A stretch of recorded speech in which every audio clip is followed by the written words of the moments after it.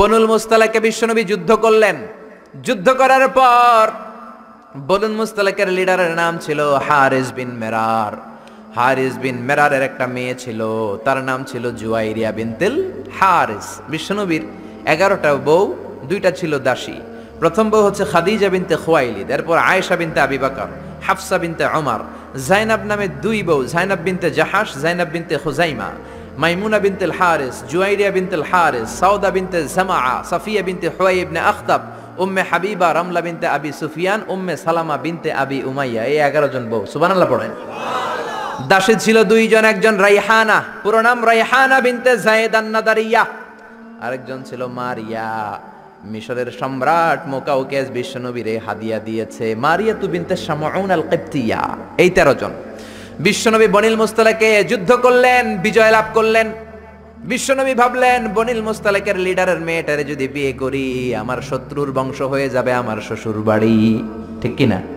বুদ্ধি করে বিয়ে করলেন। বিয়ে করার পরে পুরো বনুল মুস্তালাকের লোকেরা ভাবে হায় হায় আমাদের লিডারের মেয়ে বিয়ে করছে, এখন তো আমরা বেয়াই বেয়াই সম্পর্ক, ঠিক কিনা?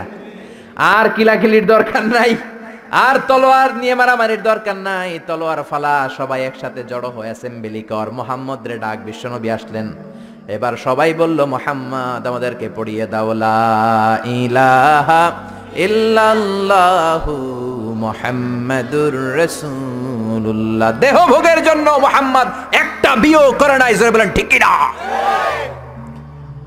এডুকেশনাল কারণ, লিগ্যাল কারণ, সোশ্যাল কারণ, পলিটিক্যাল কারণ। আবার ইহুদির এক মেয়েকে বিয়ে করলেন বিশ্বনবী, সাফিয়া। খায়বারের যুদ্ধের পরে ওই বিয়ের পরেও শত শত ইহুদি কালিমা পড়ে মুসলমান হয়েছে।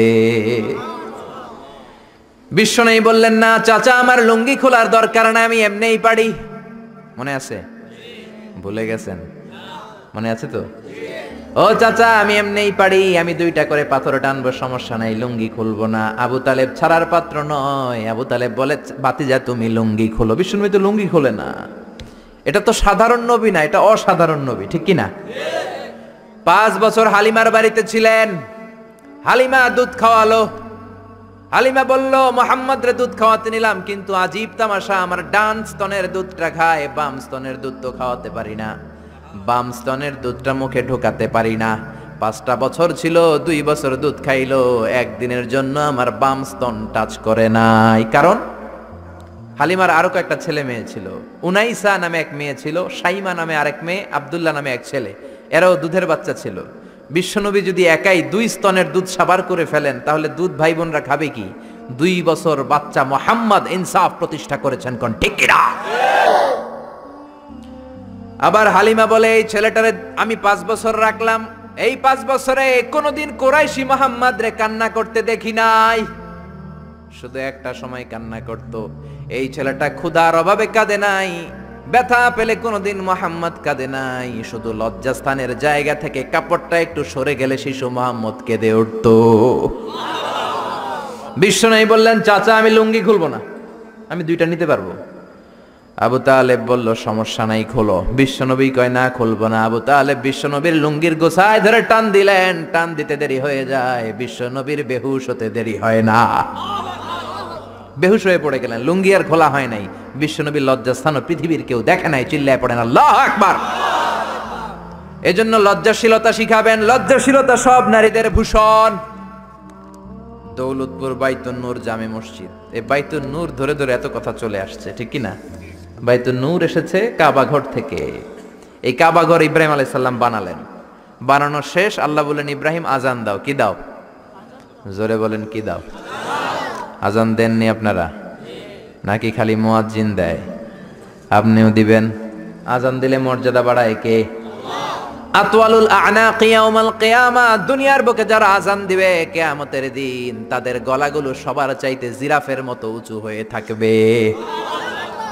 দেখলেই বোঝা যাবে এই মুয়াজ্জিন ছেলে গেলা সব। আল্লাহু আকবার। কিসের আজান দিব? আল্লাহ আল্লাহ বললেন ও ইব্রাহিম ঘর বানালা, ঘরটা জিয়ারত করতে হবে, আজান দাও, তাড়াতাড়ি আজান দাও। আযিন ফিন নাসি বিল হজ। ও ইব্রাহিম আজান দাও। সাইয়েদনা ইব্রাহিম বললেন মানুষ নাই, পাখি নাই, প্রাণী নাই, কেউ নাই, আজান দিলে কে শুনবে? আল্লাহ বললেন, ইব্রাহিম তোমার দায়িত্ব, তুমি আজান দাও, আমি গোটা বিশ্বের সব মানুষের কানে আজান পৌঁছে দেব। আজান দিলেন, আল্লাহ পৌঁছায় দিলেন। আমরা যারা আসি নাই, আমরাও শুনেছি মায়ের পেটে। মায়ের পেটে এই আজান আমাদের কানেও এসেছিল। যারা পেটেও ছিলাম না, আলামুল আরওয়াহে তাফসীর এসেছে, তাদের কানেও এসেছে। এই আজান শুনে যারা সাড়া দিয়েছে, লাব্বাইক বলেছে, তাদেরই নসিবে আছে কাবা ঘর জিয়ারত করা। জোরে বলেন সুবহানাল্লাহ। এজন্য মসজিদে দানের দরকার আছে না নাই? মসজিদে নামাজের জন্য যাওয়ার দরকার আছে না নাই? ওয়াজে অনেক মানুষ হয়, মসজিদে লোক হতে যায় না। কি আজীব তামাশা! বিশ্বনবীর সময়ে ফজরের নামাজ, জুমার নামাজ ছিল একই দৃশ্য। আমাদের দেশে ফজরের সালাত, জুমার আর সালাত এক দৃশ্য না? মাশাআল্লাহ, এক দৃশ্য। আহা, ফজরের সময় লোকই নাই, আর জুমার সময় ঠেলাঠেলি আছে না নাই? এই দেশের নেতারা একদল আরেক দলের গালি দেয়, তুই ভারতপন্থী, ওইটা আবার গালি দেয়, তুই পাকিস্তানপন্থী। তো এরা হইলো ভারতপন্থী, এরা পাকিস্তানপন্থী, তো বাংলাদেশপন্থী কেডা? আমরা সবাই বাংলাদেশপন্থী, ঠিক কিনা? আরো জোরে ঠিক কিনা? ওয়াজ হবে আল্লাহর সন্তুষ্টির জন্য, বিশ্বনবীর শেখানো পন্থায়। মনের মধ্যে দরদ থাকবে, যাদেরকে বলছেন দরদ নিয়ে বলবেন, দরদ নিয়ে শুনবেন। অন্তর থেকে কথা বললে ওই কথা মানুষের অন্তরে যে লাগে, মুখ দিয়ে বললে শুধু কানে লাগে, ঠিক কিনা? আমরা অন্তর থেকে বলার চেষ্টা করব, অন্তরে লাগানোর চেষ্টা করব, আর আমলের চেষ্টা করব, জীবনটা যাতে পরিবর্তন হয়। প্রতি শীতে কত মাহফিল, একদিন আমার 2 মাহফিল আছে। এবছর শুরু করছি ফজরের পর থেকে। ফজরের পরে মাহফিল আছে, জোহরের পরে আছে, বাদ মাগরিব আছে, বাদ এশা আছে, বিভিন্ন সময় মাহফিল। তার মানে এক একটা গ্রামে শুধু তাফসীর প্রোগ্রাম আর তাফসীর প্রোগ্রাম। সবগুলো তো আল্লামা হয়ে যাওয়ার কথা, কিন্তু হয় না কেন? ইখলাস নাই, শিখার জন্য আসে না। আপনি শিখেন, নোট করেন, জীবনটারে পরিবর্তন করে দিবে কে? সবাই শিখতে রাজি আছেন তো? আসেন আমরা সূরাতুল মুলকের তাফসীর শুনি। সূরাতুল মুলক 29 পারার প্রথম সূরা। কত পারা? আয়াত 30টা। কয়টা? মাক্কি সূরা। মাক্কি না মাদানী? রুকু 2টা। জোরে বলেন কয়টা? এটা অনেক বরকতের সূরা, অনেক বরকত। বিষ্ণুই বলেছেন, মানিআতুন মিন আযাবিল কবর। মুস্তাদরাকুল হাকিমের হাদিস, বিশ্বনবী বলেন, আল মানিআতু মিন আযাবিল কবর ইন্না ফিল কুরআনি সূরা। কোরআনে একটা সূরা আছে যেটা কবরের আযাব থেকে বাঁচিয়ে দেয়।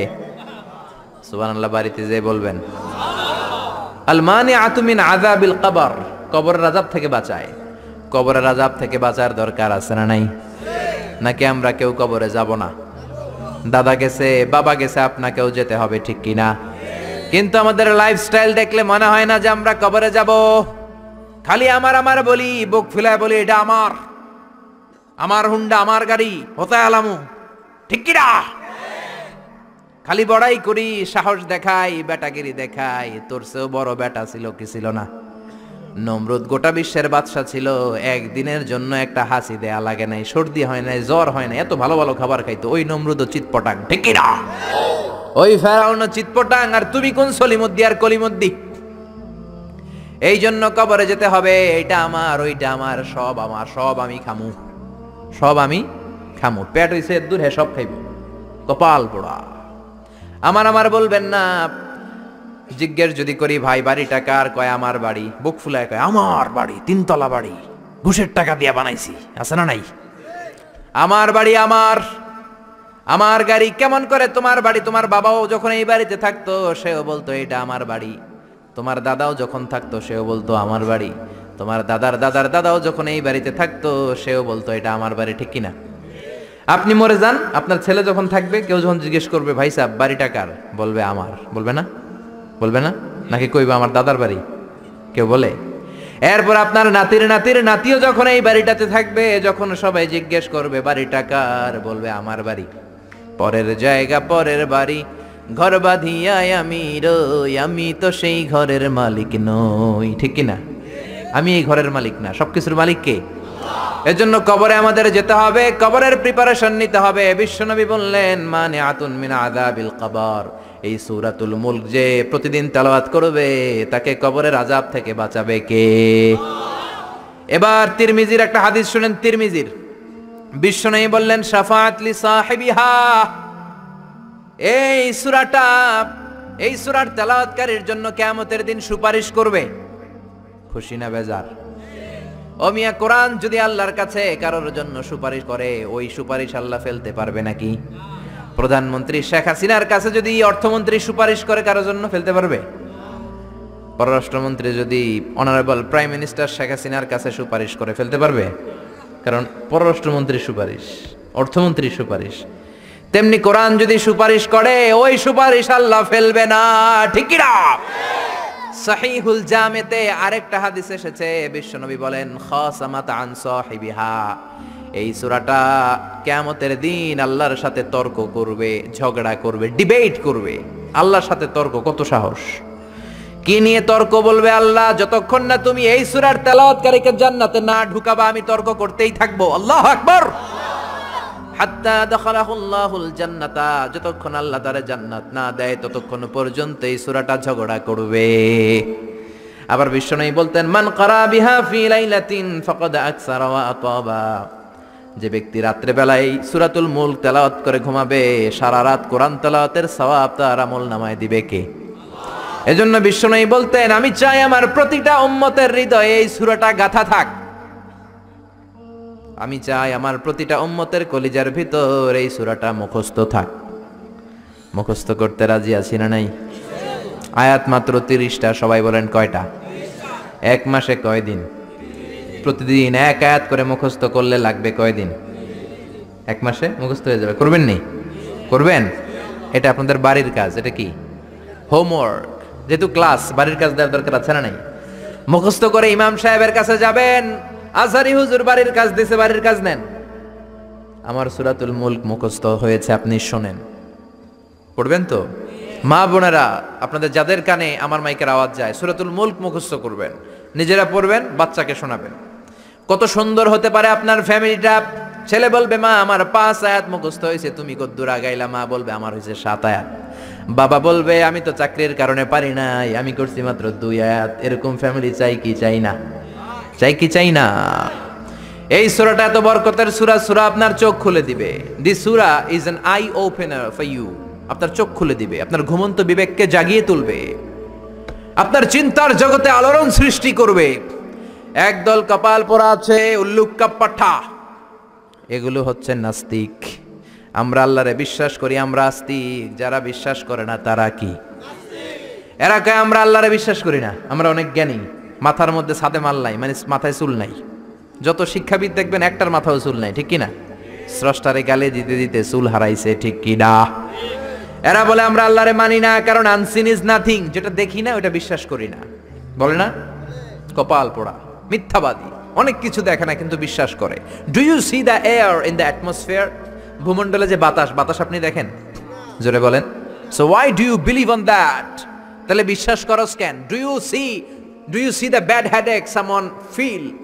একজন বলতেছে, হুজুর মাথাটা ছিঁড়ে যায়, ফু দিয়ে দোয়া পড়ে দেন, মাথার ব্যথায় মরে যায়। ওই বেটার যে মাথায় ব্যথা দেখা যায়, কিন্তু মাথায় ব্যথায় বিশ্বাস করি কি করি না?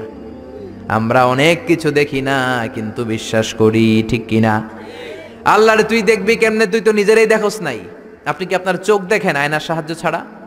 এই যে আমি তাকিয়ে আছি, আমার চোখটা আমি দেখি? আপনি কি আপনার পিঠ দেখেন আয়নার সাহায্য ছাড়া? আরে আয়না রাখলেও তো পিঠ দেখতে গেলে ঘাড় ভেঙে যাবে। কথা বলেন। কেমন করে তুমি আল্লাহরে দেখবা? আল্লাহ বলেন, আমারে দেখা যায় না, আমার সৃষ্টির দিকে তাকা, আমার পাহাড়ের দিকে তাকা, ঝর্ণার দিকে তাকা। ঝর্ণা ঝর্ণা ঝর্ণা রে, বলনা বলনা বলনা রে, কার বিরহে পাগল পাড়া তুই, কার মিলনে ফুল ফসলে ভরা রে তোর দুকুল ভুই, কার মিলনে ফুল ফসলে ভরা রে তোর দুকুল ভুই। ঝর্ণা ঝর্ণা ঝর্ণা রে, বলনা বলনা বলনা রে, কার বিরহে পাগল পাড়া তুই। সুবহানাল্লাহ। ঝর্ণার দিকে তাকান, ঝর্ণার মালিক আছে না নাই?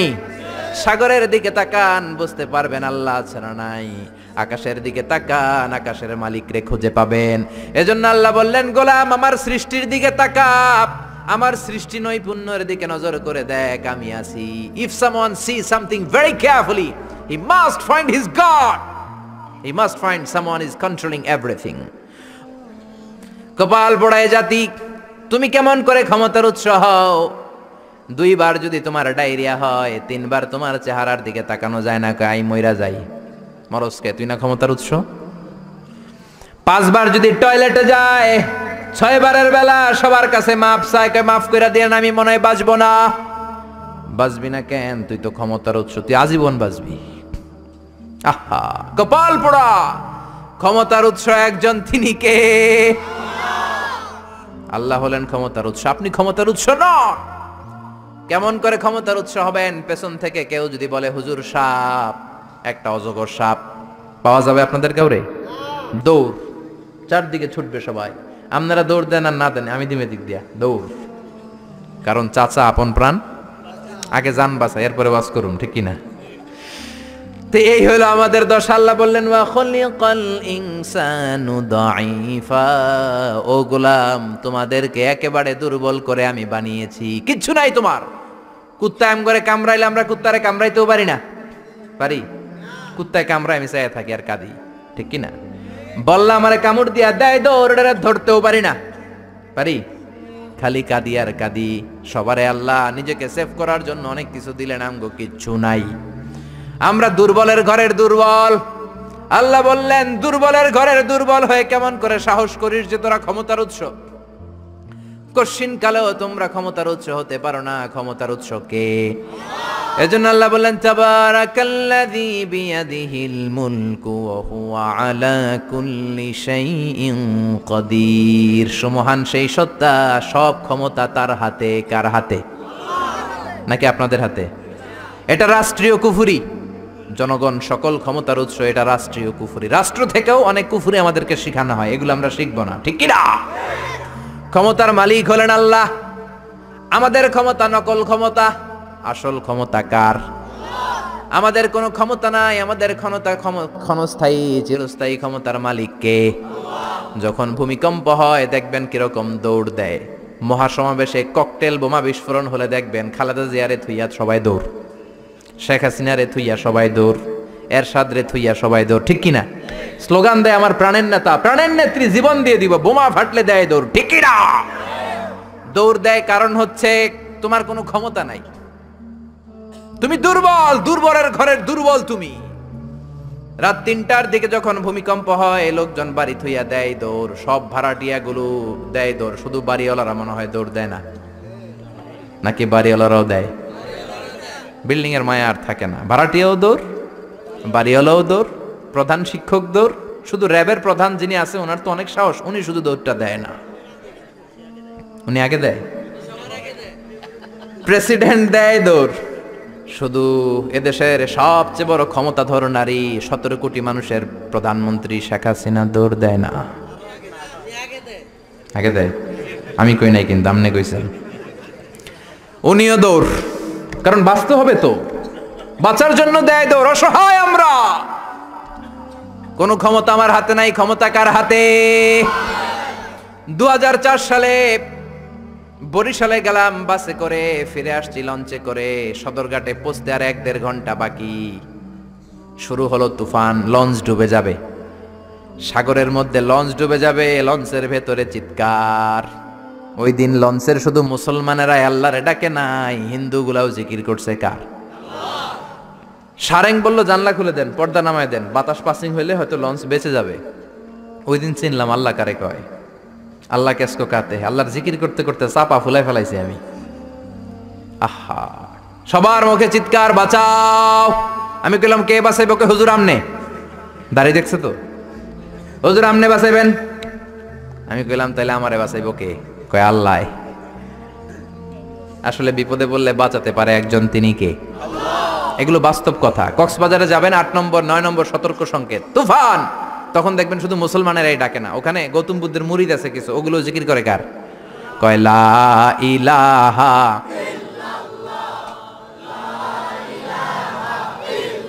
লা ইলাহা ইল্লাল্লাহু মুহাম্মাদুর রাসূলুল্লাহ সাল্লাল্লাহু। ডোনাল্ড ট্রাম্প সবচেয়ে বড় ক্ষমতাশালী ব্যক্তি, ঠিক কিনা? সব ক্ষমতা তো ওর হাতে, তাই না? ডোনাল্ড ট্রাম্প তো ক্ষমতার উৎস হওয়া উচিত। ও কি ক্ষমতার উৎস? আপনারা দেখেছেন কিনা জানি না, ইউটিউবে একটা ভিডিও দেখা যায়, সে বক্তব্য দিচ্ছে একটা অডিয়েন্সের সামনে। হঠাৎ বিউ গলে একজন লোক বাঁশি বাজাইছে ওরে ভয় দেখানোর জন্য, ব করে আওয়াজ করছে, লাফ দিয়ে উঠছে একটা। ওর স্পেশাল সিকিউরিটি ফোর্স চারদিকে এমনি ধরছে, স্যার আমরা আছি, তারপরে সে শান্ত হয়েছে। যারা ভিডিওটা দেখেছেন তারা বুঝবেন কত অসহায় তারা, ঠিক কি না? যত বড় ক্ষমতার অধিকারী হন। গত বছর আমাদের প্রধানমন্ত্রী শেখ হাসিনার একটা ব্যক্তিগত বিমান নামতে পারছিল না, ফ্লাইং মিস্টেক বা গোলযোগের কারণে। ওই বিমানটা 33টা চক্কর মেরেছে, আমি পত্রিকায় পড়েছি, নামতে পারে না। স্পেশাল সিকিউরিটি ফোর্স বলল because of some flying mistake we cannot land now honourable prime minister. আমাদের বিমান একটু সমস্যা হচ্ছে, আমরা নামতে পারতেছি না। 33টা চক্কর মারা লাগছে বিমানটা ঠিক করতে। যখন বিমানের ভেতরে প্রধানমন্ত্রী বসা আর ওনাকে নিউজ দেওয়া হলো বিমান নামতে পারতেছে না, সমস্যা, উনি জিকির করছে কার? জোরে বলেন। এত ক্ষমতা, বিপদে বললে একজনের ডাকি, তিনি কে? আল্লাহ বললেন তোদের ক্ষমতা ক্ষণস্থায়ী ক্ষমতা, চিরস্থায়ী ক্ষমতার মালিক হলাম আমি আল্লাহ। তাবারাকাল্লাযী বিয়াদিহিল মুলকু ওয়া হুয়া আলা কুল্লি শাইইন কাদির। সুমহান সেই সত্তা যার হাতে ক্ষমতা, ক্ষমতা কার হাতে? খেয়াল করে বুঝেন, এই পৃথিবীতে অনেক দেশের মানুষ, অনেক দেশে প্রধানমন্ত্রী প্রেসিডেন্ট ক্ষমতায় 5 বছরের জন্য বসে কি বসে না? অনেক দেশে 10 বছরের জন্য বসে কি বসে না? আমার আল্লাহ তো 10 বছরের জন্য বসছে নাকি? 15 বছর, 20 বছর, 100 বছর, কত বছর? চির ক্ষমতার মালিক তিনি না? আল্লাহ ভালো জানেন, আমরাও জানি। আল্লাহ বলে দিছে হুয়াল আউয়ালু ওয়াল আখিরু ওয়াল যাহিরু ওয়াল বাতিন ওয়া হুয়া বিকুল্লি শাইইন আলিম। তিনি প্রথম, তিনি শেষ, তিনি প্রকাশ্য, তিনি গোপন। আল্লাহ বলেন আমি অনাদিকাল থেকে ক্ষমতার চেয়ারে বসা, অনন্তকাল পর্যন্ত থাকবো, ঠিক কি না? তোমাদের মতো 5 বছরের 10 বছরের টার্মে আমি ক্ষমতায় বসি নাই। আমি আল্লাহর ক্ষমতা চিরকালের ক্ষমতা, ঠিক কিনা? চিরকাল ক্ষমতার চেয়ারে বসা। আবার এই পৃথিবীতে অনেকে ক্ষমতায় আসলে ডেমোক্রেটিক সিস্টেমে আসে, ভোটে জিতে। আল্লাহ তো ভোটে জিতে আসছে, তাই না? আবার এই পৃথিবীতে অনেক দেশে স্বৈরাচারী পদ্ধতিতে ক্ষমতার চেয়ারে অনেকে বসে কি বসে না? আল্লাহ কি স্বৈরাচারী পদ্ধতিতে বসছে নাকি? আবার অনেক দেশে মোনার্কি সিস্টেম, মানে রাজার পোলা রাজা, আল্লাহর বাবা রাজা ছিল তাই আল্লাহ রাজা। হ্যাঁ, আল্লাহ এভাবে রাজা? আল্লাহ বললেন না, কুল হুয়াল্লাহু আহাদ আল্লাহুস সামাদ লাম ইয়ালিদ ওয়া লাম ইউলাদ। আমি জন্ম কাউরে দেই নাই, কারো থেকে জন্ম নেই নাই, আজীবন আমি ক্ষমতার চেয়ারে বসা, ঠিক কি না?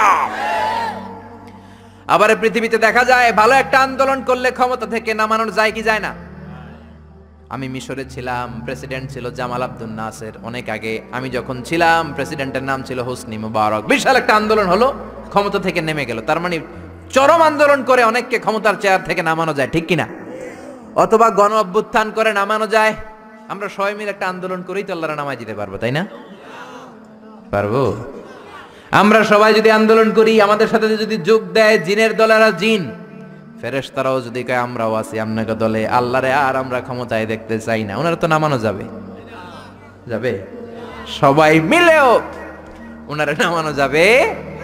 আল্লাহ বলেন আন্নাকুম গায়রু মুজিজিল্লাহ। ও গোলাম, গোলামের ঘরের গোলাম, তোরা আমার গোলাম, আমরা কি? আরো জোরে বলেন। বিশ্বনবী নিজের পরিচয় দিতেন, আল্লাহ আমরা আপনার গোলাম, গোলামের ঘরের গোলাম, বান্দির ঘরের গোলাম। নিজের সবসময় গোলাম বলবেন। কার গোলাম? আল্লাহ বললেন ও গোলামের দল, গোলামের বাচ্চা, আন্নাকুম গায়রু মুজিজিল্লাহ, খবরদার সবাই মিলে তোরা আন্দোলন করলে আমার এক শিকি ক্ষমতাও তোরা কমাতে পারবি? এজন্য আল্লাহ বললেন তাবারাকাল্লাযী বিয়াদিহিল মুলকু ওয়া হুয়া আলা কুল্লি শাইইন কাদির। সুমহান সেই সত্তা যার হাতে সব ক্ষমতা, তিনি সব পারেন। খেয়াল করে বুঝবেন, আবার পৃথিবীতে অনেক দেশের ক্ষমতার চেয়ারে যারা বসা, অনেক বয়স হয়ে যাওয়ার কারণে স্বেচ্ছায় অবসরে যায় কি যায় না? রিটায়ারমেন্ট আছে না নাই? বয়সের ভারে নুজ্জ হয়েছে, আর দায়িত্ব পালন করতে পারে না, অবসরে যায়। আল্লাহর তো অনেক বয়স হয়ে গেছে, এবার অবসরে যাওয়া দরকার। রিটায়ারমেন্টে যাবে না কিছুদিন পর? যাবে? যাবে? ওনার কোনো রিটায়ারমেন্ট নাই, উনি ক্লান্ত হয় না, শ্রান্ত হয় না, ঘুম ধরে না, ওনার তন্দ্রাও নাই। লা তাখুযুহু সিনাতুন ওয়ালা নাওম, আমার ঘুম নাই, আমার তন্দ্রা নাই। আবার বললেন ওয়ালা ইয়াউদুহু হিফযুহুমা ওয়া হুয়াল আলিয়্যুল আযীম। আকাশ জামিন নিয়ন্ত্রণ করতে আমি আল্লাহ বিন্দু মাত্র ক্লান্ত হই না। সুবহানাল্লাহ। বোঝা গেল এই ক্ষমতাটা আল্লাহর চিরদিনের, কর্তৃত্ব, পাওয়ার, সভরেনিটি, অথরিটি আজীবনের জন্য, ঠিক কি না?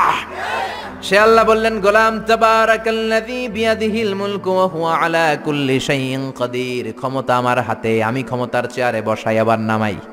যারা এখন গোটা বিশ্বের ক্ষমতার চেয়ারে আছে, বসিয়েছে কে? কুলিল্লাহুম্মা মালিকাল মুলকি তু'তিল মুলকা মান তাশাউ ওয়া তানজিউল মুলকা মিম্মান তাশা ওয়া তু'ইজ্জু মান তাশাউ ওয়া তুযিল্লু মান তাশাউ বিয়াদিকাল খায়র ইন্নাকা আলা কুল্লি শাইইন কাদির। ও আল্লাহ, আপনি ক্ষমতার মালিক, যারা চান ক্ষমতা দেন, যারা চান ক্ষমতা থেকে নামান। ডোনাল্ড ট্রাম্প আমেরিকার ক্ষমতার চেয়ারে বসিয়েছে কে? আবার গাদ্দারি করলে লাথি মেরে নামায় দিতে পারে কে?